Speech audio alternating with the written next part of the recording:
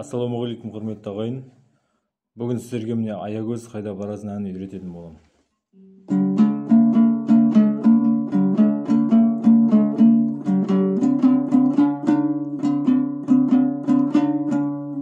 Жаным маған дарасын, тұрып сезім қаласын. Міне бірінші ешқандай пернені баспаймыз, қағыс төменге жа деген буынды айтамыз. Жа. Сосын екінші пернені басамыз, астынан 1, 2. Ным. Сонда жаным деген сөз шығады. Жаным. Сосын үшінші перне маған.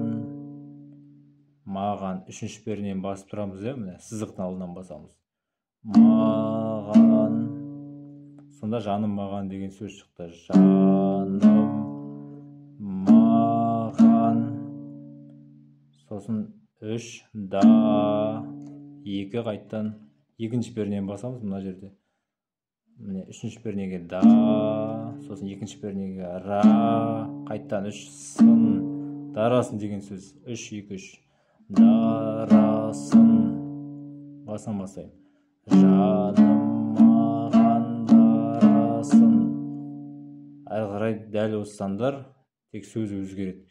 Жаным маған дарасын, тұрып сезім қаласын. Міне буынға бөлеміз. Тұрып сезім қаласын. Міне бүгінше осы жерге дейін үйреніңіздер ма? Әрі қарай міне.